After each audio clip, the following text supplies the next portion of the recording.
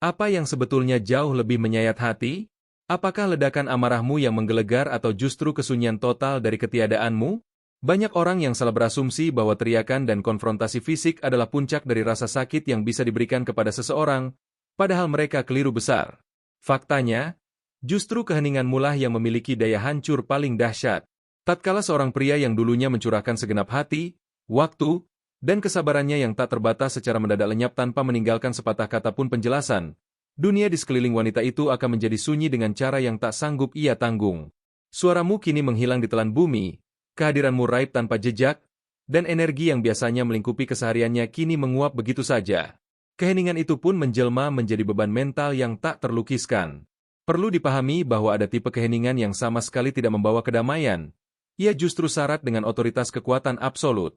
Inilah kesunyian dari seorang pria yang telah cukup melihat, cukup merasakan pahit getirnya pengabaian, dan akhirnya tiba pada sebuah pencerahan bahwa melepaskan keterikatan bukanlah sebuah bentuk kekejaman, melainkan perwujudan dari kejernihan pikiran. Sebuah kejernihan yang dengan tegas berkata bahwa Anda lebih berhutang kedamaian pada nurani Anda sendiri daripada berhutang penjelasan kepada siapapun di luar sana. Tatkala Anda memutuskan untuk berhenti menjabarkan jati diri Anda secara otomatis berhenti menguras tangki energi vital Anda. Anda menyudahi segala bentuk pengejaran terhadap pengakuan dan tidak lagi berupaya merestorasi sesuatu yang pada dasarnya memang sudah hancur lebur sejak lama. Di titik inilah, keheningan bertransformasi menjadi garis pertahanan terakhir sekaligus batas harga diri Anda. Penarikan diri dari seorang pria yang kalem merupakan bentuk kekuatan paling fasih yang pernah ada dalam sejarah hubungan manusia. Tanpa perlu bumbu drama atau rangkaian kalimat perpisahan yang puitis, ketenangan itu sanggup berbicara jauh lebih lantang dan berwibawa daripada argumen manapun yang pernah terlontar. Dan inilah realitas yang wajib Anda camkan. Ketika seorang pria yang tenang memilih untuk membisu, itu bukan sekadar fase transisi emosional sementara, melainkan sebuah keputusan final yang sangat bulat. Pihak di seberang sana mungkin menganggap kebisuan ini hanyalah jeda singkat untuk menarik napas dan berasumsi Anda akan kembali memohon perhatiannya. Namun, jauh di lubuk batin yang paling dalam, Anda sudah menyadari bahwa ini adalah gema dari kemerdekaan Anda yang sejati. Ini bukan sekadar gimik murahan atau permainan taktik tarik ulur, melainkan wujud penguasaan diri yang paripurna. Sebab, keperkasaan sejati tidak terletak pada seberapa keras Anda mampu mengaum di depan orang lain, melainkan pada seberapa stabil Anda mampu berdiri tegak saat segala kekacauan di luar sana berupaya menyeret Anda kembali ke dalam pusaran drama yang melelahkan. Inilah dimensi stokisme gelap di mana kebisuan menjadi bahasa utama Anda, jarak menjadi senjata kekuatan Anda, dan kedamaian batin menjadi respons pamungkas yang tidak bisa ditawar. Saat seorang pria menghilang tanpa aba-aba, ia sebenarnya sedang menciptakan sebuah ruang hampa yang tidak hanya bergema di telinga, tetapi juga menghantui seluruh pikiran orang yang ditinggalkan. Wanita itu akan mulai memutar kembali setiap memori percakapan terakhir, menelaah setiap pesan teks terakhir, hingga mencari serpihan petunjuk mengapa Anda mendadak berhenti hadir. Namun, disitulah letak keindahan strategisnya. Anda tidak mengeluarkan pengumuman resmi tentang kepergian Anda tidak terjebak dalam perdebatan, dan Anda sama sekali tidak mengemis agar dipahami. Anda hanya menghilang dengan anggun, dan kepergian yang sunyi itu menyampaikan pesan kebenaran yang jauh lebih substansial daripada pidato manapun. Menghilang bukan berarti melarikan diri, melainkan sebuah tindakan heroik untuk merebut kembali energi yang sempat tercurah sia-sia.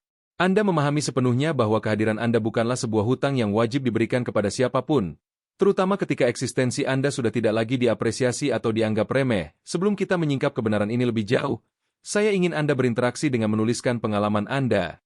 Silakan ketik angka 1 di kolom komentar jika selama ini Anda masih sering terpancing emosi dan merasa cemas saat diabaikan olehnya, yang akhirnya membuat Anda kehilangan wibawa karena terus bereaksi secara berlebihan hanya untuk memvalidasi perasaan Anda. Ataukah Anda ingin mengetik angka 2 jika Anda memang sudah benar-benar siap untuk memutus pola lama itu? Siap berdiri lebih teguh, lebih diam, dan lebih berbahaya dari versi dirimu sebelumnya. Jika Anda sudah menentukan pilihan dan siap menyaksikan kenyataan ini dengan pikiran yang jernih, jangan lupa menekan tombol suka serta berlangganan. Mari kita melangkah ke poin penting pertama, yaitu bahwa diamu jauh lebih keras daripada sebuah penutupan luka. Nantinya, dia akan mencoba mengirim pesan singkat. Mungkin selang beberapa minggu atau bulan, isinya terdengar manis dan menyentuh seolah dia akhirnya sadar dan ingin memperbaiki segalanya. Tapi pahami ini dengan baik. Dia tidak menghubungimu karena dia berubah menjadi orang baru. Dia menghubungimu karena keheninganmu membuatnya gelisah. Dia mengira kamu akan bereaksi, meledak, menuntut jawaban, atau bahkan memohon kejelasan, tapi kamu tidak melakukan itu. Keheningan itulah yang mengacaukan pikirannya jauh lebih hebat dari pesan penuh amarah manapun yang pernah kamu kirimkan. Dia pikir dia sudah mematahkan mentalmu, bahwa kepergiannya akan menghancurkan rasa percaya dirimu. Dan mungkin untuk sesaat memang begitu rasanya. Tapi alih-alih meledak, kamu melakukan sesuatu yang sama sekali tidak dia duga. Kamu menghilang bukan untuk bermain-main, tapi karena kamu akhirnya mengerti bahwa penutupan luka adalah sebuah jebakan.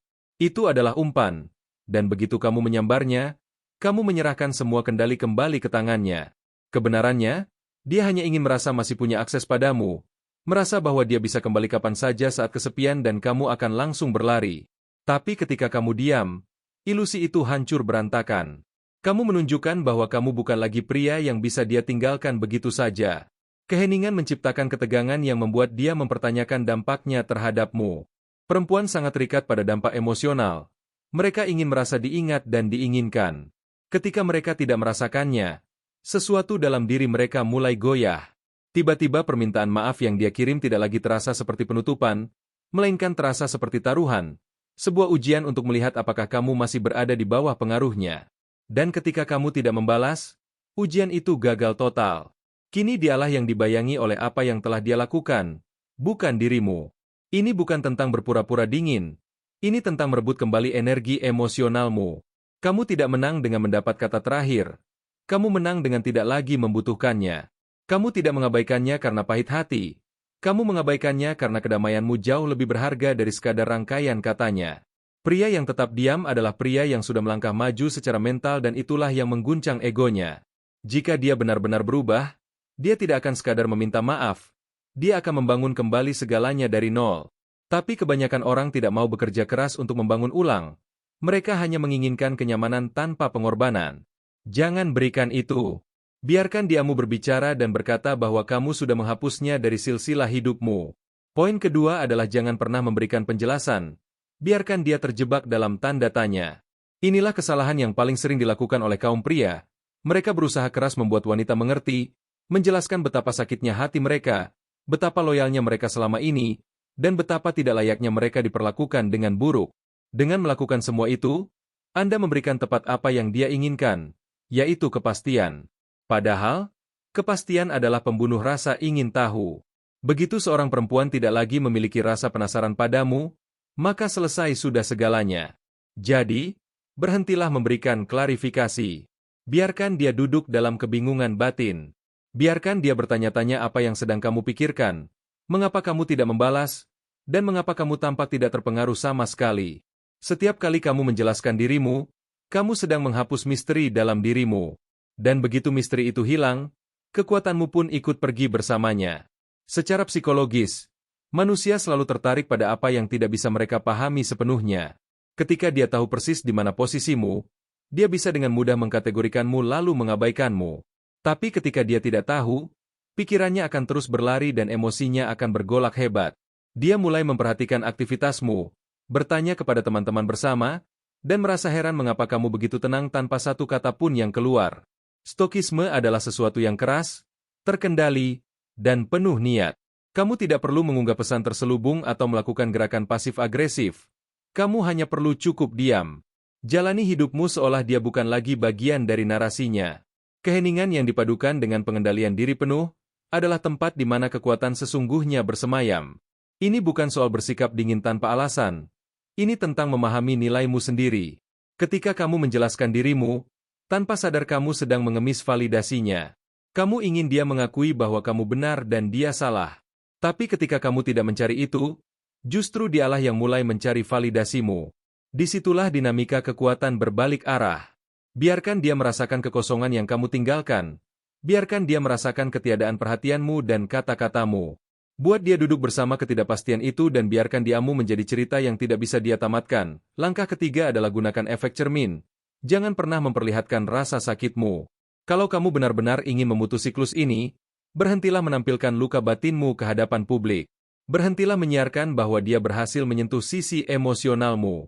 Begitu dia melihat reaksi emosionalmu, entah itu kesedihan atau kemarahan, dia tahu bahwa dia masih punya pengaruh besar atas hidupmu. Dan selama dia merasakan kekuatan itu, dia tidak akan pernah merasa menyesal. Justru sebaliknya, dia merasa tindakannya terbukti benar. Maka inilah yang harus kamu lakukan. Jadilah cermin yang hanya memantulkan ketiadaan. Jangan bergeming, jangan menunjukkan retakan, tetaplah tenang dan tidak terbaca. Ketika dia melihat kamu tidak hancur dan bahkan tidak bereaksi, dia akan mulai mempertanyakan keputusannya sendiri. Dia mulai berpikir apakah dia pernah benar-benar berarti untukmu, atau apakah kamu sudah melupakan segalanya secepat itu. Disitulah penyesalan mulai merayap masuk. Penyesalan tidak lahir ketika kamu menangis, tapi ketika kamu terus melangkah seolah dia tidak pernah menjadi bagian yang tak tergantikan dalam hidupmu. Kendali emosi bukan sekadar hal menarik.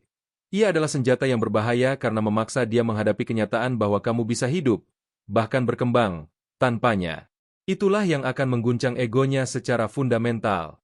Dia mengira kamu akan jatuh berantakan, tapi sebaliknya kamu menjadi lebih fokus dan lebih utuh dari sebelumnya. Kamu tidak sedang berpura-pura, kamu sedang bersikap strategis. Kamu menolak memberinya reaksi emosional karena dia memang tidak layak mendapatkannya. Kamu tidak berutang kerentanan kepada seseorang yang tidak menghormati loyalitasmu. Dan inilah ironisnya. Semakin kamu tampak tidak peduli, semakin dia akan mengejar validasimu. Psikologi terbalik sedang bekerja di sini. Saat kamu berhenti bereaksi, dia justru akan mulai menjangkau. Jangan menghapus foto dengan penuh amarah. Jangan mengunggah kutipan dramatis. Jangan menelepon teman-temannya sambil menangis. Teruslah bergerak dengan dingin, tenang, dan terkumpul. Karena ketika dia akhirnya menyadari bahwa kamu tidak tergoyahkan, disitulah dia kalah dalam permainan yang dia sendiri ciptakan. Poin keempat adalah bangunlah dirimu di dalam kegelapan.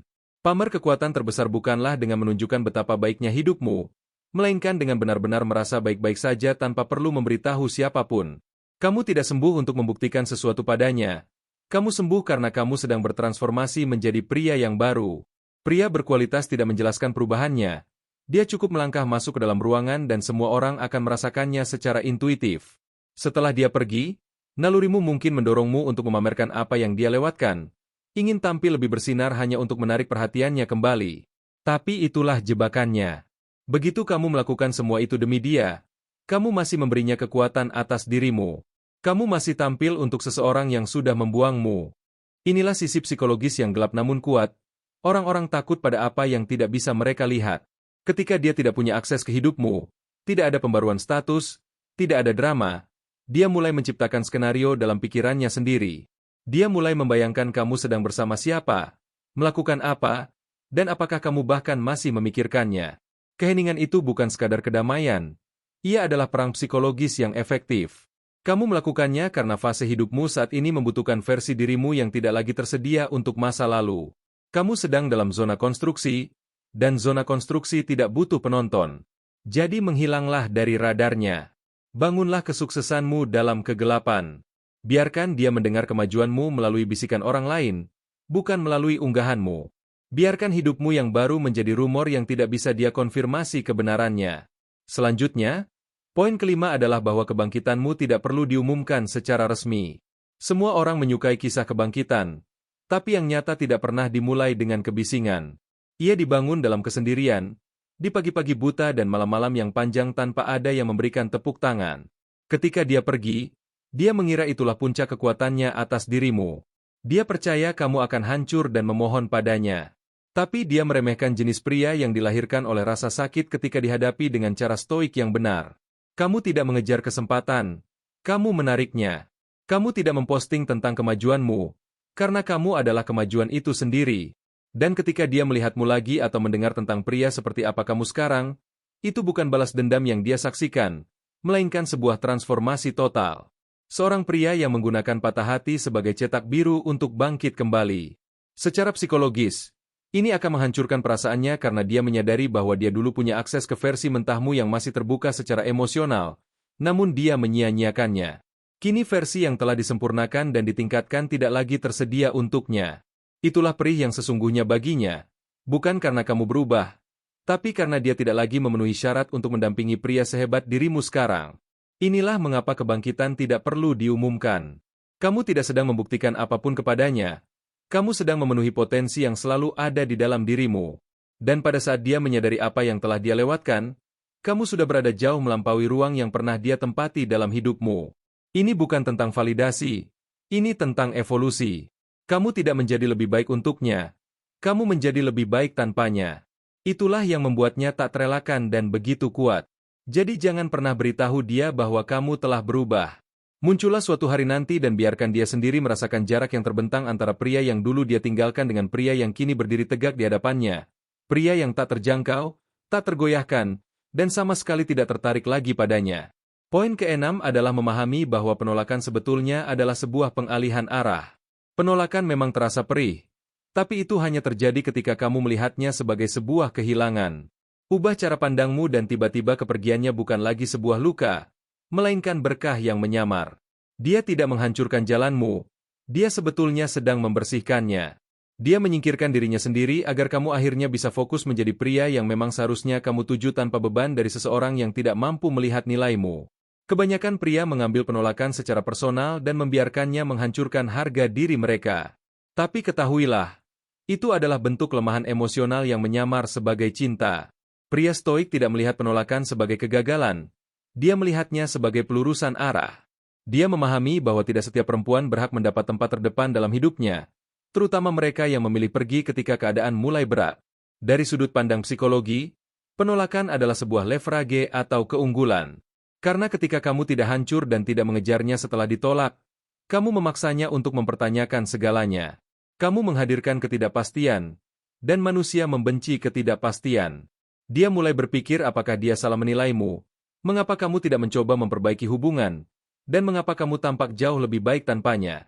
Kekacauan mental yang ia alami adalah hasil langsung dari ketenanganmu. Ini bukan tentang berpura-pura baik-baik saja. Ini tentang benar-benar baik-baik saja secara substansial. Kamu berhenti melihat kepergiannya sebagai kejatuhanmu dan mulai menggunakannya sebagai titik balik untuk bekerja lebih keras pada dirimu sendiri. Kamu membangun lebih banyak pencapaian dan naik ke level yang lebih tinggi karena rasa sakit, ketika diarahkan dengan benar, adalah bahan bakar murni yang sangat dahsyat. Ia mempertajam visimu, mengungkap titik lemahmu, dan memaksamu tumbuh di tempat yang dulu kamu anggap sebagai batas akhir. Dia pikir dia sedang menolakmu, tapi yang sebenarnya dia lakukan adalah memberi ruang bagi versi dirimu yang lebih kuat dan lebih fokus untuk muncul ke permukaan. Nomor 7 adalah konsep validasi terbalik. Berhentilah mencari persetujuan. Inilah kebenaran yang pahit. Semakin kamu memburu persetujuannya, semakin dia akan meremehkan pendapatmu. Itulah ketidakseimbangan kuasa yang tidak disadari oleh kebanyakan pria. Ketika kamu mengejar pendapatnya dan membutuhkan validasinya untuk merasa seperti seorang pria, kamu sedang membalikan dinamika tersebut secara merugikan. Dia menjadi hadiahnya, sementara kamu hanya menjadi pengikutnya. Dan perlu diingat, perempuan tidak tertarik pada apa yang bisa mereka kendalikan sepenuhnya. Pria stoik tidak mengejar persetujuan, dia mengendalikan akses ke dalam hidupnya. Dia memahami bahwa validasi bukan sesuatu yang diminta dengan memohon, melainkan sesuatu yang diberikan dengan hemat. Kamu berhenti menyukai unggahannya, berhenti menonton ceritanya di media sosial, dan berhenti bereaksi setiap kali dia melempar umpan untuk menarik perhatianmu. Kamu tidak mengabaikannya untuk menjadi orang jahat. Kamu mengabaikannya karena dia memang bukan lagi pusat dari duniamu. Secara psikologis, pergeseran sikap ini merubah segalanya. Begitu dia merasakan kamu menarik diri dan menyadari kamu tidak lagi tersedia secara emosional, pikirannya akan mulai bekerja keras mencari jawaban. Mengapa dia tidak membalas pesan? Mengapa dia tampak tidak peduli lagi? Apakah aku sudah kehilangan pengaruhku atas dirinya? Itulah validasi terbalik di mana dia mulai mencari hal yang selama ini dia anggap remeh. Perhatianmu menjadi sangat berharga justru bukan karena kamu memberikannya, tapi karena kamu menahannya dengan ketat. Pria yang tidak membutuhkan perhatiannya adalah pria yang justru membangkitkan rasa penasarannya yang paling dalam. Itulah paradoksnya. Ketika kamu berhenti tampil untuknya, dia justru akan mulai tampil untukmu. Tapi pada titik itu, kamu bahkan sudah tidak lagi menonton pertunjukannya. Kamu sudah kembali sepenuhnya pada dirimu sendiri dan mengingat siapa sesungguhnya yang paling berharga di sini. Ini bukan tentang permainan kekuasaan. Ini tentang kemandirian emosional yang murni. Ketika kamu berhasil memvalidasi dirimu sendiri, kamu akan bergerak di dunia ini dengan cara yang berbeda. Kamu tidak butuh dia memperhatikanmu karena kamu sudah menyetujui dirimu sendiri. Dan itulah yang membuatmu tampil begitu menarik. Poin ke-8 adalah mempraktikkan minimalisme emosional. Kamu tidak berkewajiban untuk merasakan segalanya atau bereaksi terhadap setiap pemicu yang datang. Kamu tidak perlu terus memikul setiap luka emosional yang dia tinggalkan di belakang. Itulah jebakan mental yang sering terjadi. Berpikir bahwa kedalaman rasa berarti harus penuh dengan drama, atau berpikir bahwa tersedia secara emosional berarti harus merasa kewalahan setiap saat. Itu bukan kekuatan, melainkan sabotase diri yang menyamar sebagai kerentanan. Jalan stoik itu sangat sederhana. Jaga energimu layaknya menjaga mata uang yang sangat berharga. Minimalisme emosional bukan tentang menjadi sosok dingin yang tak berperasaan, melainkan tentang menjadi pria yang selektif. Kamu berhenti berinvestasi dalam percakapan yang hanya menguras tenagamu secara cuma-cuma. Kamu berhenti menghibur kenangan-kenangan lama yang hanya melemahkan mentalmu. Kamu berhenti memberikan reaksi terhadap setiap gejolak emosional yang dia lemparkan kepadamu. Begitulah cara kamu merebut kembali otoritas kekuatan dengan menolak untuk terseret ke dalam kekacauan emosional orang lain. Dari sudut pandang psikologis, ini sangat mengguncangnya karena kebanyakan pria sangat mudah untuk dipancing reaksinya. Hanya dengan satu pesan singkat, satu kenangan lama, atau satu lagu favorit, pria biasa sudah akan terjun bebas ke dalam kesedihan. Tapi ketika dia melihatmu tetap datar secara emosional, tidak terguncang, dan tidak terjangkau, maka dinamika itu akan berbalik 180 derajat. Dia mulai bertanya-tanya apakah kamu pernah benar-benar merasakan sesuatu untuknya, dan bagaimana kamu bisa setenang itu sekarang. Ketenanganmu bukan indikator ketidakpedulian, melainkan bukti kedisiplinan batinmu. Kamu telah menyaring emosimu dan memangkas segala yang berlebihan, hanya memberikan energi pada hal-hal yang membangun karaktermu. Dia mengharapkan air mata dan kehancuranmu, tapi yang dia temukan hanyalah kesunyianmu yang berwibawa. Kamu tidak mati rasa, kamu hanya fokus. Kamu telah memutuskan bahwa tidak semua hal di dunia ini layak mendapat perhatianmu, dan tidak setiap perasaan layak mendapat respons darimu. Kamu telah menyederhanakan dunia emosionalmu, dan dengan melakukan itu, kamu mendapatkan kendali yang tidak pernah ditemukan oleh kebanyakan pria lain. Poin ke-9 adalah menyadari bahwa dialah yang kehilangan, bukan dirimu. Mari kita berhenti bersandiwara seolah-olah kamu adalah pihak yang malang karena ditinggalkan. Mari berhenti menulis ulang cerita dengan narasi bahwa kamulah korbannya. Inilah kebenaran yang enggan diakui oleh kebanyakan pria. Dialah yang merugi. Bukan versi dirimu yang dulu rapuh, tapi versi dirimu yang mencintai dengan sangat setia tanpa syarat dan siap melakukan segalanya demi dia. Kamu tidak bersikap dingin karena amarah. Kamu dingin karena kamu sudah sembuh dan utuh kembali. Dia memiliki api cintamu ketika kamu masih hangat, dan kini dia telah kehilangan itu semua. Sekarang api itu menyala murni hanya untuk menerangi jalanmu sendiri. Ini bukan soal menutup diri dari dunia, tapi soal melindungi dunia batinmu dari siapapun yang belum terbukti layak masuk ke dalamnya. Kamu sekarang lebih banyak tersenyum, berpikir lebih jernih, dan menarik hal-hal yang lebih baik karena kamu tidak lagi mencari seseorang untuk melengkapimu. Kamu sudah melengkapi dirimu sendiri dari dalam. Kamu tidak lagi menoleh ke belakang, tidak lagi menunggu penutupan luka, dan tidak lagi tersedia untuk menerima permintaan maaf yang semu. Kamu sudah selesai dengan urusan menjelaskan dan membuktikan nilai dirimu kepada siapapun. Kamu adalah nyala api yang tidak tersentuh, tidak tergoyahkan, dan tidak terbantahkan. Dia tidak hanya pergi meninggalkan seorang pria, dia sebetulnya pergi meninggalkan berkahnya sendiri. Ketika seorang perempuan mengkhianati kepercayaanmu atau pergi tanpa menaruh rasa hormat, dia tidak sedang melangkah menuju kehidupan yang lebih baik, melainkan sedang berjudi. Dia mempertaruhkan bahwa apa yang ada di luar sana akan terasa lebih menarik dan lebih memvalidasi dirinya. Tapi pada akhirnya keriuhan itu akan memudar, sensasinya akan mati, dan dia akan mulai melihat kualitas apa yang pernah dia miliki dalam dirimu. Dia akan sadar bahwa kamu bukan sekadar pria yang baik, tapi pria yang sangat langka. Dan pada saat dia menyadari itu, kamu sudah naik ke level berikutnya yang mustahil dia gapai. Pria stoik tidak akan larut dalam kesedihan atas kehilangan. Dia merebut kembali narasi hidupnya. Dia berhenti bertanya mengapa dia meninggalkannya dan mulai menyatakan bahwa wanita tersebutlah yang telah kehilangan akses berharga padanya.